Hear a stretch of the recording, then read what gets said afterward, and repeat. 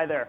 So my name's Phil Lapsley, and as some of you may know, I've been working on a book on the history of phone phreaking. I presented at the Last Hope, and both my wife and the FBI believe that I'm never going to be done with this book, but I assure you it will be done soon. But what I'd like to do today is talk about the cats and mice, the phone phreaks and the telephone company and the FBI. And this is great because I tend to come at this stuff from a little bit of a history perspective, but the thing which is cool about this talk and why I'm excited to give it is I get to tell war stories, and they don't even involve me. This is just wonderful. So before we talk about the actual stories, I do need to give you a little bit of context for those who weren't actually around during the 1960s and 1970s doing phone phreak stuff. So I want to kind of give you the background on who the players are and what they were up to. And we're going to start with the phone phreaks, that is to say, the mice.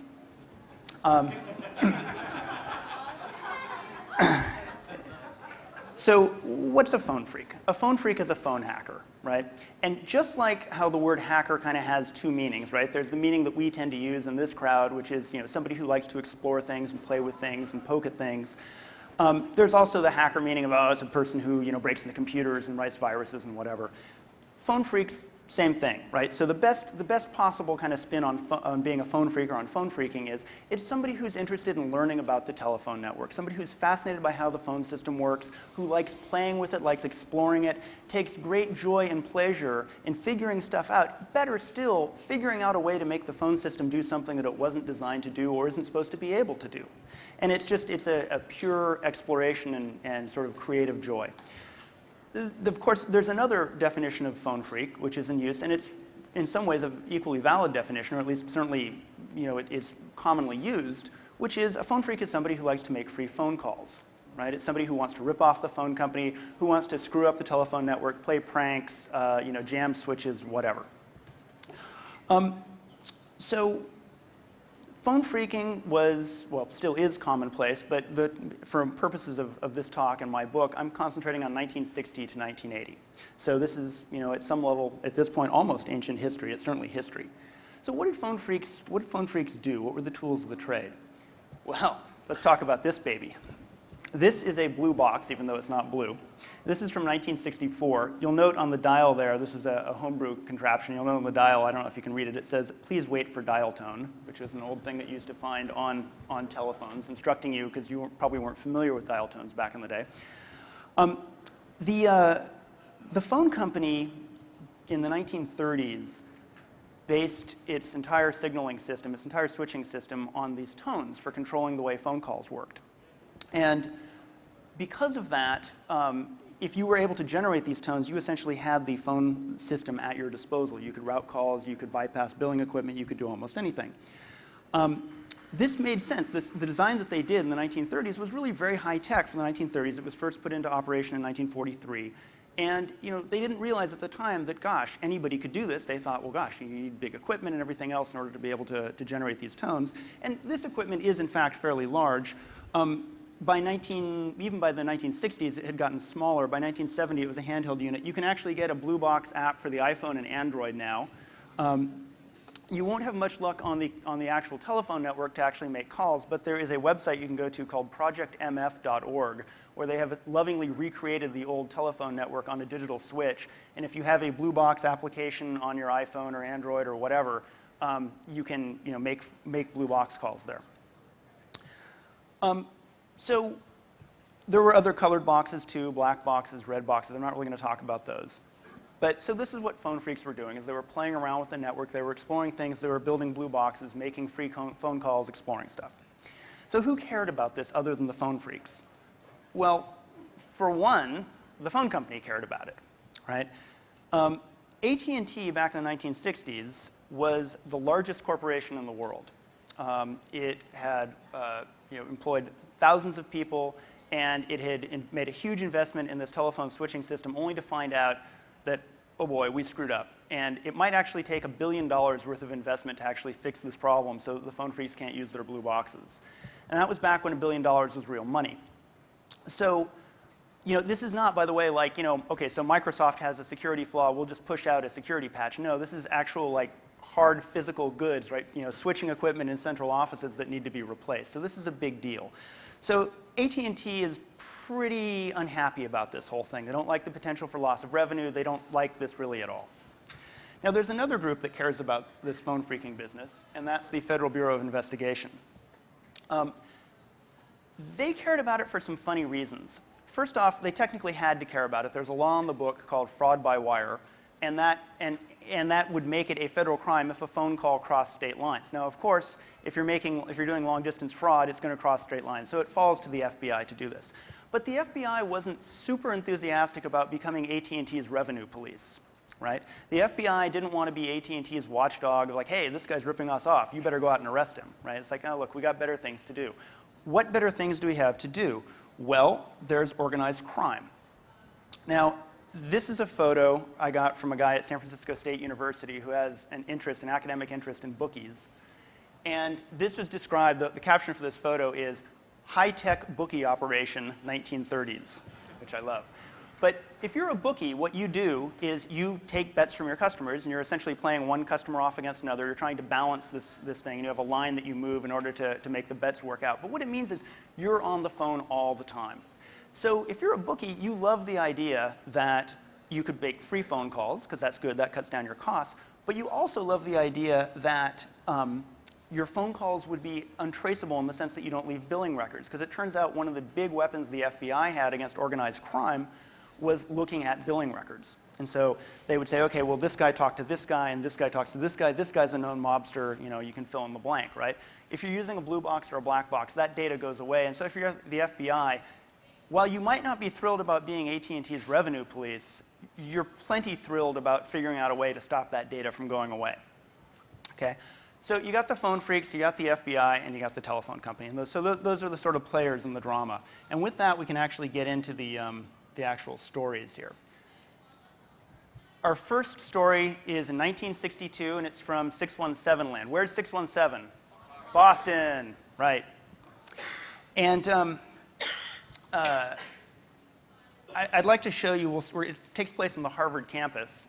This is a map of Harvard University and its surrounds. This is in 2010. It's a lovely campus. You should visit it.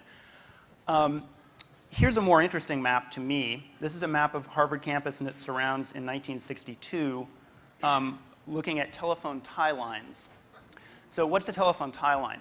If you and I are companies, campuses, organizations, schools, and we each have our own phone switches, a tie line is a connection between those two switches. And so instead of actually having to dial your number, maybe I dial 8 and I get connected to your phone switch. So this is a map of how all the phone switches were interconnected at Harvard and its surrounds. It's kind of hard to read, so I've cleaned it up a little bit here, and I'll show it to you. It starts off at the top with Nike Control. That's referring to the Nike Air Defense Missile Control System, which is then connected to MITRE, which is a defense think tank, which is connected to Otis Air Force Base, Lincoln Labs, IBM, Hanscom Air Force Base, MIT, MIT University, BBN, the people who built the original hardware for the ARPANET. You might remember President Eisenhower talked in 1961 about a military-industrial complex. You can see the military-industrial complex here in 1962, right? All these people, their phone systems are connected together because they call each other all the time. So this map came from a group of folks who are known as the Harvard Five. And you've got 3 of them here. Harvard 5 is actually a misnomer. It's actually the Harvard 4 and the MIT 1. But Harvard, I guess, is better at marketing, so they get the. So these guys were all freshmen at Harvard in 1962. They were sort of the first. They weren't necessarily the first phone phreaks, but they were the first real group of phone phreaks, at least that I'm aware of a group of people who pooled their talent and imagination in playing around with this stuff. Now, that tie line chart that you saw there, back there, they discovered this by a very old and venerable phone phreak technique, which is picking up the phone and dialing. Right? You pick up the phone, you get a dial tone. Oh, I wonder what happens if. Right? This is how phone phreaks always get into trouble. I wonder what happens if, right? I'm going to pick up the phone and dial. So they had been doing a lot of stuff like this, but it turns out that a couple of them had actually been doing stuff even earlier. And what I'd like to do is I'd like to play you a tape recording of a phone call. This is from 1960, and in order to get this to make sense of this recording, there are a couple things you have to know. In the old days, in the long-distance network, direct distance dialing, the idea that you could pick up a phone and dial a long-distance number, was a relatively new invention. And inside the phone company, they had these folks called inward operators. And an inward operator is basically an operator's operator. So every big city would have one. And so you would, if you were trying to make a call, say, to San Francisco, and it wasn't going through, you might call your local operator. Your local operator would call San Francisco inward. The San Francisco inward operator would place the call for you. And inward operators were great because they could basically do anything. Now, if you show up, customers can't call inward operators, right? But you can if you have a blue box. So if you show up on an inward operator's position, pretty much you're with the band, right? We assume that you've got to be a phone company person. Except for one niggling detail, which is that in those days, because it's the phone company, all operators are women. You don't see a lot of women in this group, right? So they can't quite pretend to be operators, but they can pretend to be on a test board, which is essentially a testing position, because in those days, again, the phone company, test engineers are all men. So the final thing you need to know is these guys are starting out in Boston. And with that, here's the call.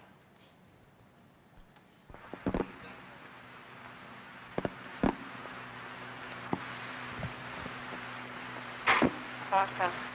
Milwaukee inward, please. Where are you calling from? Marble test board.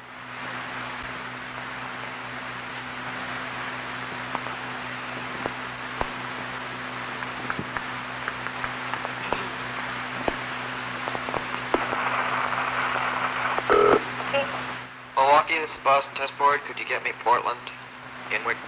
Portland, Oregon. Portland, Oregon, right.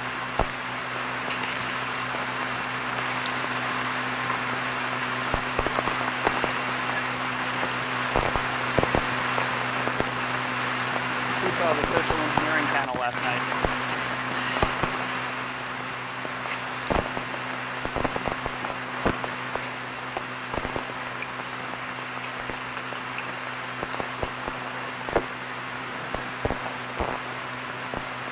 Portland? Portland, Oregon. Yes. Milwaukee test board. Could you get me Denver inward, please? Right. Sensing a pattern yet?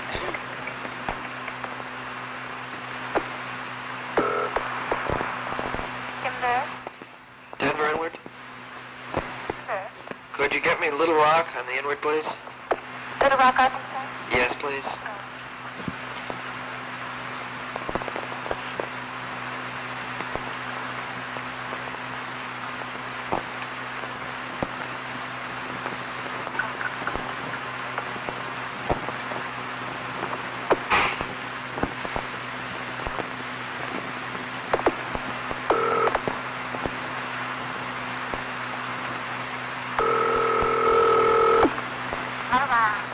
Little Rock, this is Denver test board. Could you give me New York, please, inward?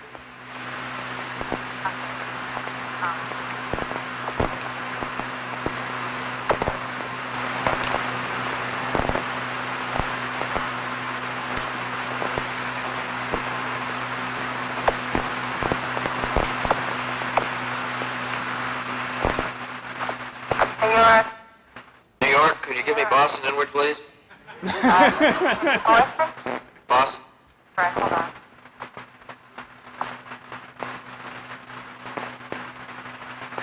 Who are you? Little Rock test board. Who? Little Rock test board, Arkansas. Oh, what? Little Rock, Arkansas test board. I'm sorry, I did say Boston Inwood. Boston Inwood is on the left side. Boston?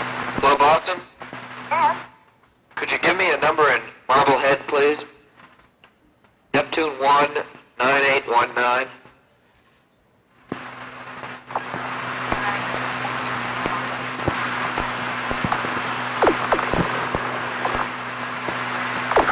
Hello? Hello, Charles. Hey, what's your routing? All the way. Good. How are you copying me there? Pretty good. No trouble on this circuit. Beautiful. Okay, thank you very much. We'll see why this one. Right out. Under out. Yeah. Could I get a round of applause, please, for the Harvard Five?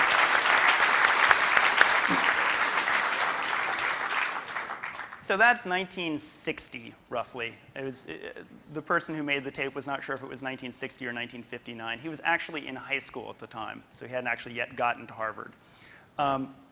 So those of you who saw the social engineering panel last night, you know, social engineering, long been used by phone phreaks. It helps if you can come in as an inward operator, you know, in a position where it looks like you're trusted. The other thing that's funny is a common phone phreak thing later was tandem stacking, where you would use your blue box to essentially set up a manual link. And what this is basically is operator stacking, right? And he didn't quite call around the world, but he certainly called around the US. That was kind of cool. Okay, so back to our Harvard Five. So these guys, by 1962, their freshman year at Harvard, they've got this pretty well figured out. They've figured out blue boxes. They've figured out black boxes. They know about these MF tones that you need to do. They'd managed to call the president of Mexico, or try to call him anyway, one night just as a prank. They actually, at one point, you need to generate 2 tones at a time to make these blue box tones. So what they actually did was they organized a concert in front of a phone using flutes to try and play the tones together. Although they said, one of them said later that it didn't work very well because we were laughing too much. So they had this whole notebook of their experiments. And the thing which is amazing to me about these guys is they figured out stuff that really at some level wouldn't be rediscovered for another 5, 10 years. So they were way ahead of their time. So what happened? This is a recurring theme in phone phreak stuff. They talked to the wrong people. They talked to a guy who was a friendly phone company employee, except he turned out not to be so friendly. In fact, he ended up going to telephone company security because he wanted to get ahead in, you know, in the phone company. And the phone company security guy turned out to be ex-FBI, which is another thing which happens a lot in the phone company and in phone phreaking, is that a lot of the security people are ex-FBI. So he called the FBI. Now, one of the problems that you have is, remember that tie line chart that I showed you, right? You have all this defense stuff around it. And as an example, one of the things they would do when they would make those tie line charts is they would, you know, they'd call up various operators. So you call Hanscom Air Force Base, and you talk to the operator there, and after chatting with her for a few moments, you say, well, what do you got on your board? She's got a board of cords that you plug in. Oh, well, I got, you know, I got Stewart Air Force Base, I got Rome Air Force Base. Now, these guys don't know from Air Force bases. They're freshmen in college. And so that's really weird, because what they heard is Stewart and Jerome. So like, wow, okay, you can call Stewart and Jerome, how strange. So this becomes a joke among the group that, yeah, you know, our friends Stewart and Jerome, and every time they'd have a phone call, they'd start with this conversation about, you know, how was your lunch with Stewart? Oh, Stewart's doing great, how's Jerome? You know, it just became the shtick that they do. So one night, they're having dinner, and one of them says to the other, you know, I'm supposed to go and see the dean tomorrow at 10 a.m. And the other one says, oh, that's really kind of weird, because I'm supposed to see the dean tomorrow at 10 a.m. too. And they kind of look at each other, and they find their compatriot. He's supposed to see the dean tomorrow at 10 a.m., as is the fourth. They call their friend at MIT. Oddly enough, at a separate campus, he's supposed to see the dean at 10 a.m. as well. And at the dean's office the next day at 10 a.m., there are no deans to be seen, really. There are just FBI agents, grim, humorless FBI agents, who are certain that they've stumbled on a spy ring. Why are they certain of this? Well, they've got maps of, you know, Nike missile control, telephone systems, and this and that. And at one point, says, you know, says, look, we know that you have people inside. Tell us about Stewart and Jerome. And they say, no, Stewart and Jerome is a joke. And they say, oh, this is no joke. So it all wound up okay, and I'd like to just read you, probably you can't read this, but this is one of the Harvard Five. This is his freshman advisor's evaluation card of him as a freshman student. I'm just going to read it here. So-and-so has been an enigma to me all year. I've spent more time with him trying to understand his problems than the combined time I've devoted to all my other freshman advisees. In an attempt to arouse his motivation, I've used my entire bag of tricks to little avail. Then suddenly, 2 weeks ago, all was made clear when we learned from the FBI and telephone company of his tampering with the whole telephone system. Instead of studying night after night all year long, he and 3 other Harvard students, with the cooperation of an MIT student, have been discovering ways to beat the telephone company and how the whole system works. No wonder his studies have suffered. From what I now know, he's been pursuing this interest for years. If he once settles down and really applies himself, there's no question in my mind that he can do the work. In fact, he possesses a vast knowledge of electronics in general and the telephone operation in particular. Surely this should stand him in good stead. Now, my favorite line on this is probable concentration, probable major, engineering sciences, Do you consider this a wise choice? To which the advisor writes, I'm inclined to think so now.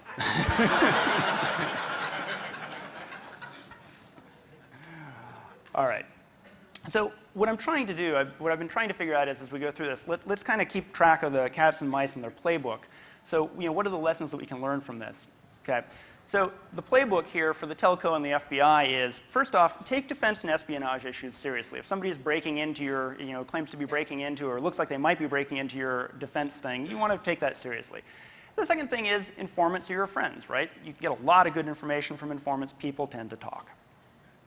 On the phone phreaks side, the lessons learned are don't screw with anything that looks remotely like defense or espionage, because it's a hobby, and informants are not your friends, okay? All right. So our next story is in 305 land. Miami, that's right.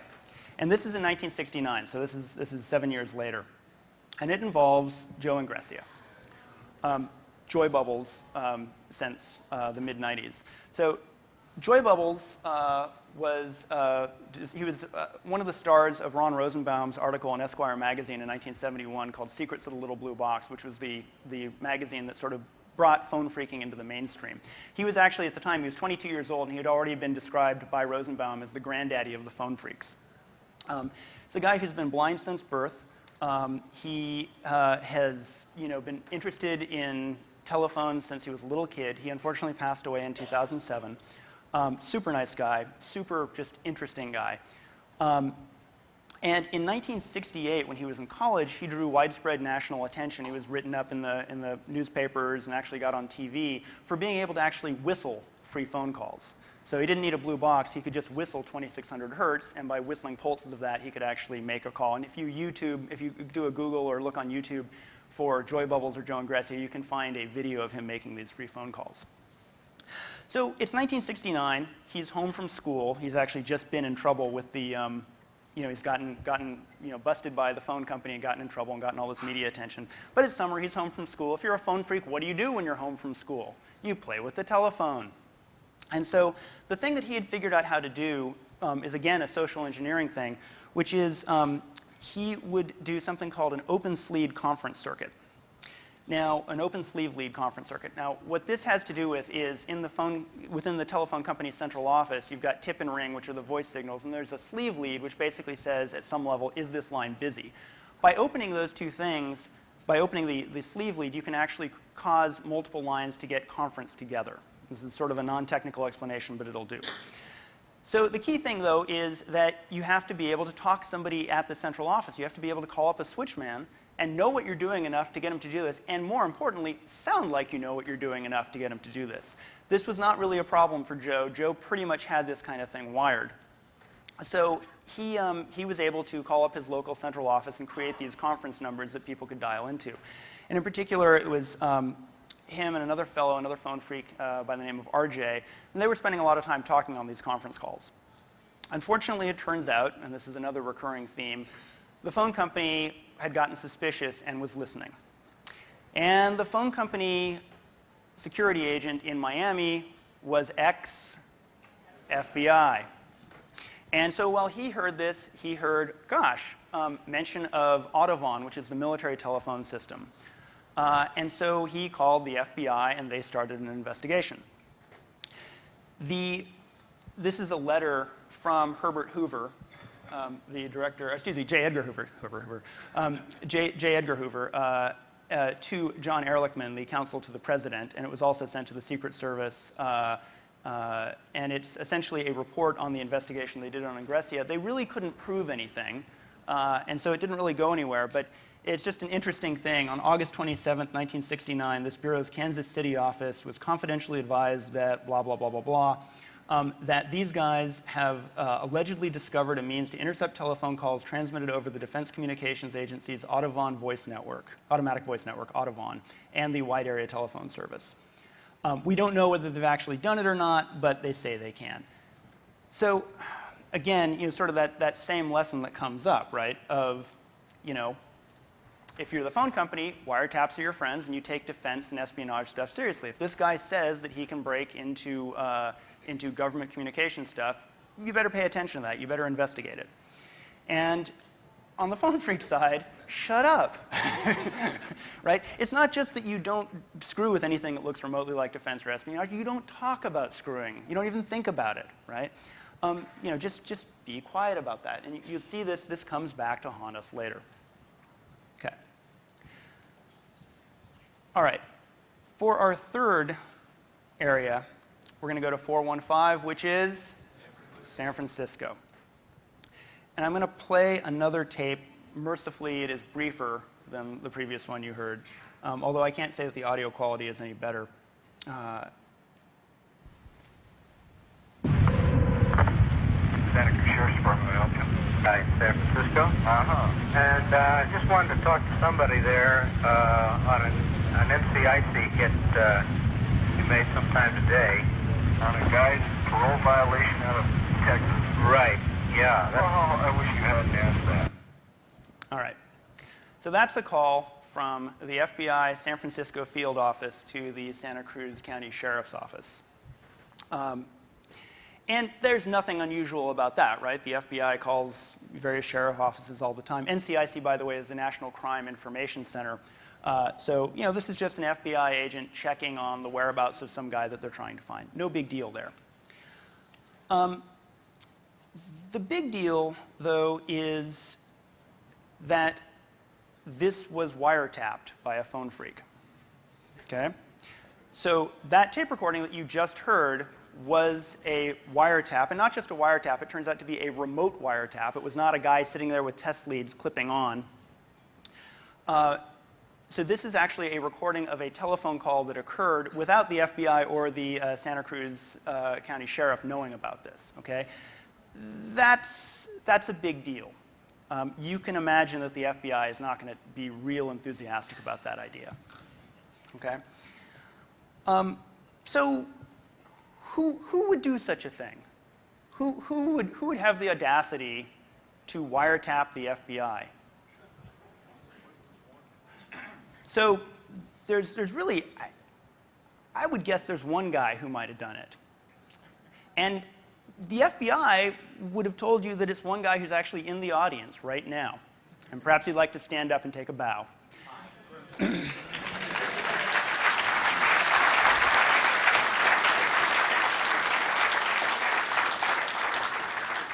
So that's John Draper, a.k.a. Captain Crunch. Now, this was another one of the stars of the Ron Rosenbaum article, the Secrets to the Little Blue Box. And as a result of the publicity that he got from the Secrets of the Little Blue Box article, he was arrested in 1972 for making a phone call to Australia to a radio station, and ended up getting convicted for that and getting a suspended sentence. And so in 1975, he was on probation. So this was sort of an iffy thing. Now, but we've got this tape and we've got this intercepted call. And so one of the questions that comes up is, how is such a thing possible? How is it possible for a phone phreak with a blue box to remotely wiretap the FBI? And there's a couple different ways that you can ask that question. The first one is at a technical level. The technical level is, technically, how did that work? And the answer is, it turns out, due to a configuration of the telephone switch in the San Francisco Bay Area, if you had a blue box, you just needed only a blue box. You needed to connect up to San Francisco, and then if you knew the 3-digit code 127, and then a 7-digit phone number that you wanted to actually connect to, that's what you needed. Now, it didn't work for every 7-digit number in the San Francisco Bay Area, but it turns out, randomly, that 552-2155, which is the FBI field office, that happens to be one of the ones it did work for. And you can kind of imagine from there just kind of how things go, right? It's sort of, you're a moth and there's a flame, it's just, you can't help yourself, really. John's actually doing a palm face over there. Now, and it turns out to be a little bit more, why would such a thing why would the phone company allow such a thing? The answer is, how many people here remember what busy signals sound like? You don't really get them anymore, but you do occasionally, right? So if you would call a busy phone number, maybe it's busy, or maybe the person left the phone off the hook. And so you used to have a service called verification, where you would ask the operator, could you please verify that this number is actually busy?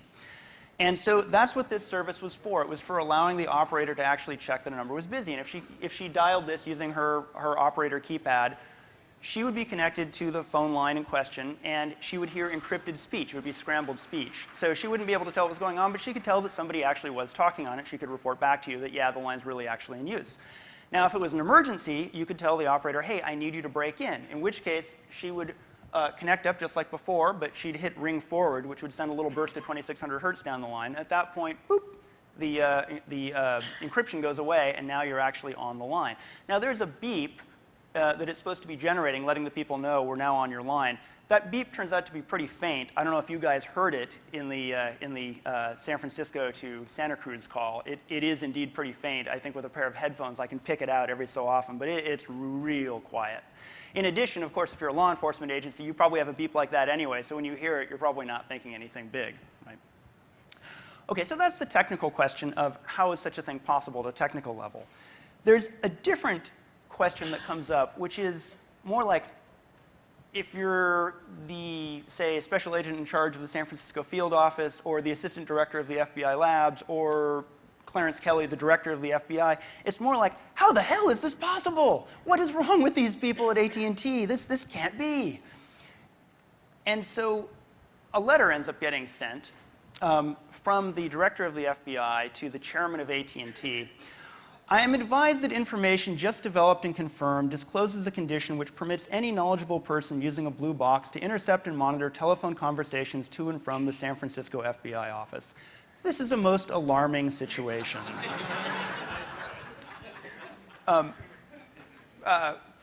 People that I've talked to who were familiar with the investigation at the FBI, their phrase was, all hell broke loose. One comment was the agents were told, you solve this, you solve it quick, you figure out who did it, you figure out how he did it, you make sure it never happens again. This was a big deal to the FBI. Okay. So how are you going to solve it? Well, what have we learned thus far? What's a great way to solve a case? Informants. Exactly. It's not the only way to solve a case, but it's a good way to solve a case. What's another thing that we've learned is a good way to solve a case? Wiretaps. Wiretaps, exactly, right? So for several months after this happens, this was in mid-1975, the FBI spends a lot of time trying to figure out, how do we, the phrase was, because it wasn't just viewed as just a John Draper thing. This was a phone phreak problem. Specifically, as they were referred to in FBI memos, it was the underground phone phreaks. And so FBI agents were instructed to, quote, penetrate the underground phone phreaks. So you recruit informants. You do wiretaps. One of the problems that you run into sometimes with informants is that informants don't particularly want to testify. And in some cases, you may not want your informants to testify, right? Because your informants may be pretty well placed within whatever circle they run in. And so informants help you, but they don't always help you. They may actually help you get facts. They may actually help you figure out who did this. They may actually, in fact, get a tape recording of a call being intercepted, but that alone may not be enough to actually get you anything like a conviction. And so the FBI had a lot of problems that it was trying to juggle with. Now, at the same time, they became aware of another problem. Anyone recognize this sort of keypad? Okay, so this is AUTOVON. This is the automatic voice network. This is the military phone system. This is actually a fake keypad. Somebody has built an AUTOVON payphone keypad, but it sort of illustrates the idea, which is that AUTOVON phones don't just have the normal 12 buttons that you're used to. They have this nice red column on the right-hand side. The letters stand for flash override, flash, immediate, and priority. And they're for placing precedence calls if the country's under attack or whatever bad thing has happened. And it's not a secret network, it's not a secure network even, but it is the military's phone system, and they took it pretty seriously. So around this same time, around end of 1975, beginning of 1976, the FBI is getting reports that phone phreaks have been hacking into the AUTOVON network. And they don't like that either. And in particular, one of their sources tells them, well, you know who knows all about this? This John Draper guy knows all about this stuff. And so now it's like, okay, so we got Draper. Draper's wiretapping us. We got him breaking into AUTOVON. We got to do something about this. So, you know, you redouble the effort. You recruit more informants. You do more wiretaps. You get the phone company more involved than they already are. There's a bunch of stuff that happens around this time which is really unclear from the people I've talked to. I get lots of different confusing, contradictory versions of the story. And I think part of the problem is not necessarily everybody has the complete picture, or if they do, perhaps they're not saying. You can go to John Draper's website and you can read a version of the story. One of the versions of the story is that Draper, ends up getting set up by an informant. Another version of the story is that no, John Draper, just ended up making an illegal call. But much like getting Al Capone for income tax evasion, what the FBI eventually managed to get Captain Crunch for was simply making a couple of phone calls with a blue box. No AUTOVON, no wiretapping, no anything else, just your basic garden variety fraud by wire charges. And that was enough for them. They were happy at that point because what they really wanted, besides sort of making Crunch an example and getting him to not do this anymore, was to get a chance to talk to him and debrief him and find out exactly how he did this and what he knew and all this other stuff. So indeed, on April 2nd, 1976, the FBI knocked on John Draper's door and ended up arresting him. And he ended up serving 4 months at Lompoc, is that right? So he ended up going to prison. I think the first phone freak to actually go to prison for making an illegal phone call. So, what did we learn? Well, the first thing is that you take reports of your communication system being pwned seriously, right? If you're the FBI or you're the telephone company, if somebody is allegedly wiretapping your calls, you take that seriously. That's a big deal. Now, the second thing is, and I didn't really mention this, but when the FBI went to the phone company and said, this guy is breaking into our system, he's listening to our phone calls, they said, no, it's not possible. And this is another thing that comes up a lot, right? Not possible. Absolutely not possible. Well, don't believe people when they tell you things aren't possible, because the one thing we've always learned is that things are always possible. It may not be in a way that you anticipated, but it's possible. On the phone freak side, you don't wiretap the FBI. You just don't. I know it's tempting. Believe me, I know it's tempting, but you don't do that. All right. So that's actually my formal talk. I wanted to save a lot of time for questions here. But I did want to make some thanks. I want to thank the many phone freaks, telephone company and law enforcement people who've helped me via interviews and providing materials. In particular, I want to thank the Harvard Five for a lot of their archival material and photos and things. And then a few people who provided some photos that I ended up just swiping off the net. But they were Creative Commons. No cats or mice were harmed in this production. So, questions?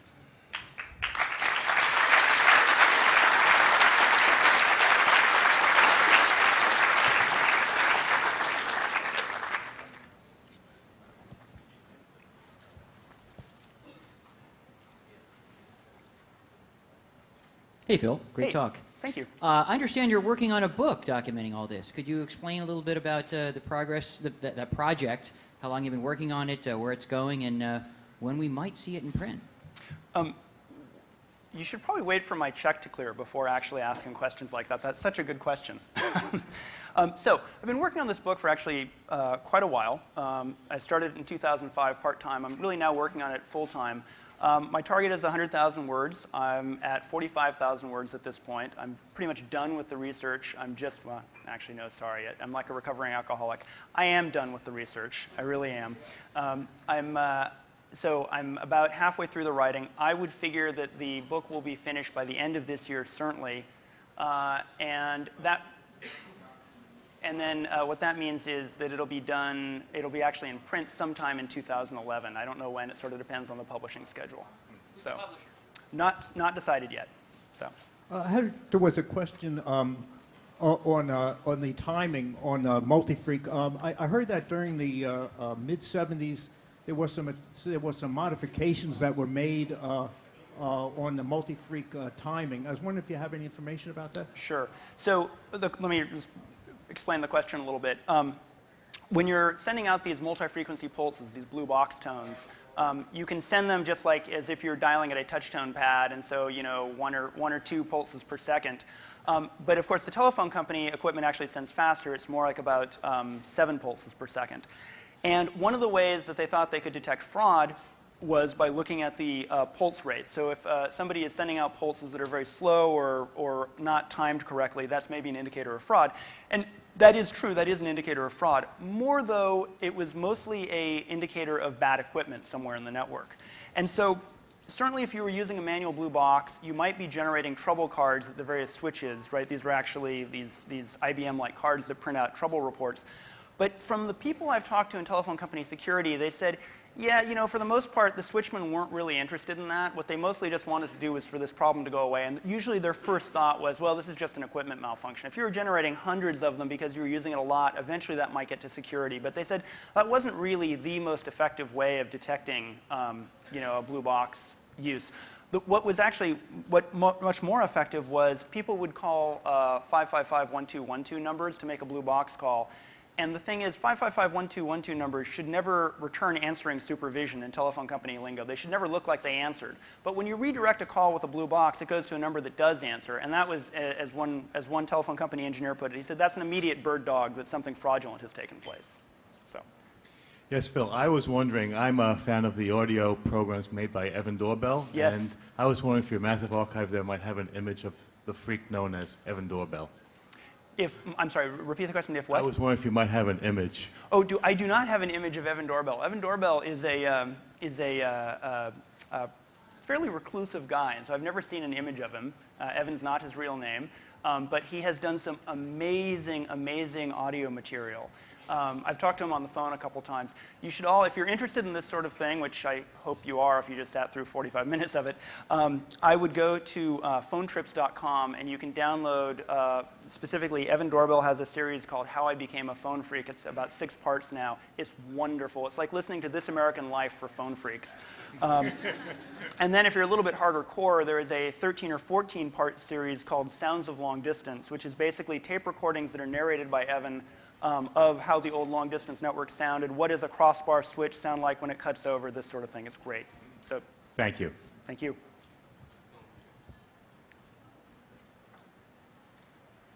Hey there. Do you plan to get into anything more contemporary in your book? It's kind of interesting that the things that you brought up are all actually possible today on modern digital switches, and especially with some of the VoIP stuff that we have. Right. So a couple of thoughts on that. One is that from many of the modern day phone phreaks that I've talked to, because I am focusing on the 1960 to 1980 period, but one of the things is do not, whatever you do not tell people that phone phreaking is dead. It's not dead. We still do phone phreaking. And that makes sense. I think as long as there are telephone networks, there are going to be people who want to explore it, and it's back to that first slide talking about what a phone phreak is and the love of exploration. And to your comment that this stuff is still possible, I take your word for that. I completely believe it. In particular, I know that one of the big problems has been the law enforcement access, right, for wiretapping. That law enforcement needs a legitimate way, they claim, to be able to wiretap calls. But if they can do that, it turns out other people can do it too. It's like goatsy. It's like, indeed. So the most I'm really planning on doing in my book is talking about, in a kind of an epilogue chapter, here are a bunch of themes, kind of like we were talking about here, that come up from the 1960 to 1980 period and kind of how they apply, to the modern day. But I'm not really planning on covering any of the modern stuff, and I'm actually kind of embarrassed. I just don't know that much about the modern stuff, although I do have an asterisk switch at home. So, yeah. Thank you. Thanks. So I noticed that you definitely obscured the names of the Harvard people, but yes. Can you, and not to ruin an ending or some major piece of your book, obviously, but can you give us a little bit more about, well, they went on to be engineers, or they did this, or they did that, or how many of them are still alive, and things like that? Right. They went on to be engineers. They did this and they did that. Several of them are still, no, sorry. No, I wasn't actually, and I'm not actually trying to obscure anything in terms of the story of the book. It was just more out of privacy that they didn't want their name out there. They actually, let's see, of the 5 guys, all of them went on to become engineers. All of them have had very successful careers and done good things. One of them has passed away, sadly. The rest are still alive, and they're just all happy, fun, great people. And it was really kind of fun, tracking them down and actually chatting with them, and they had a great time reminiscing. Do they still talk to each other regularly, or They do. was it?